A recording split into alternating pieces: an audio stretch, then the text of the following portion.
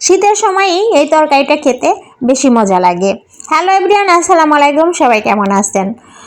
আরও একটা রেসিপি নিয়ে চলে আসলাম আপনাদের মাঝে। আজকের রেসিপি হলো ছোট আলু আর বেগুন দিয়ে শুটকি মাছ রান্না। বাজারে এখন ছোট বড় দেশি বিদেশি সব ধরনের আলুই পাওয়া যাচ্ছে। তো সেখান থেকে আমি নিয়ে আসলাম ছোট আলু, শুটকি দিয়ে রান্না করব বলে। ছোট আলু আর বেগুন দিয়ে শুটকি রান্না করলে খেতে কিন্তু খুবই মজা লাগে। তো শুটকি রান্না করার জন্য আমি চুলাতে কড়াই চাপিয়ে দিয়ে তাতে তেল দিয়ে দিলাম পেঁয়াজ কুচি, কাঁচামরিচ ফালি। এগুলো একটু ব্রাউন কালার করে ভেজে নিয়ে তাতে দিয়ে দিলাম আদা রসুন বাটা। আদা রসুন বাটাটা একটু তেলের সাথে ভালো করে নাড়াচাড়া করে নিয়ে কষিয়ে নিতে হবে। কষানো শেষ হলে এখন এর ভিতরে অ্যাড করে দিয়ে দেবো আমি হলুদ গুঁড়ো, ধনিয়া গুঁড়ো, মরিচ গুঁড়ো আর লবণ দিয়ে আবার একটু নাড়াচাড়া করে নিয়ে কষিয়ে নিতে হবে। কষানো হয়ে আসলে এর ভিতরে দিয়ে দিতে হবে কেটে ধুয়ে রাখা আলু আর বেগুনটা। তো মশলাটা কষানো হয়ে এসেছে, এখন আমি এর ভিতরে দিয়ে দিলাম কেটে ধুয়ে রাখা সবজিটা দিয়ে মশলার সাথে আরেকটু ভালো করে নাড়াচাড়া করে নিয়ে মিশিয়ে নিতে হবে। এ পর্যায়ে দিয়ে দিব আমি শুটকিগুলো আর সবজিগুলো একসাথে ভালো করে নাড়াচাড়া করে কষিয়ে নিতে হবে কিছুক্ষণ।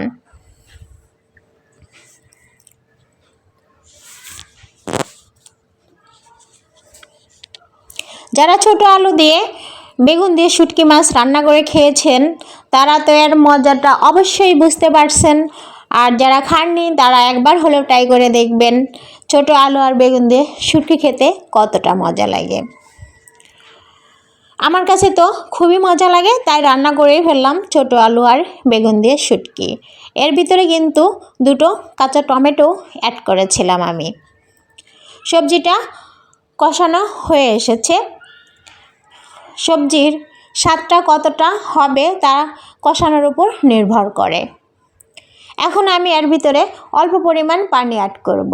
এই তরকারিটা মাখো মাখো টাইপেরই হবে, এর জন্য অল্প পরিমাণ পানি অ্যাড করেছি। তো পানি অ্যাড করার পর এখন ঢাকনা দিয়ে ঢেকে রান্না করতে হবে কিছুক্ষণ। যে যেখান থেকে আমার ভিডিও দেখছেন, আমার ভিডিও ভালো লাগলে লাইক, কমেন্ট এবং শেয়ার দিতে ভুলবেন না। এবং কে কোথায় থেকে আমার ভিডিওটা দেখছেন কমেন্ট বক্সে অবশ্যই জানাবেন।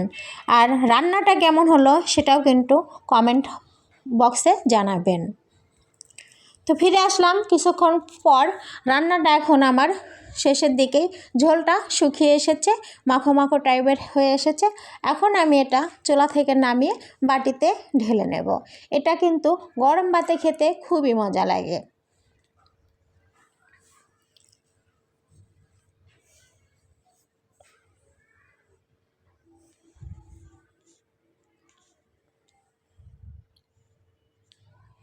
কতটা লোভনীয় ও সুন্দর কালার হয়ে এসেছে।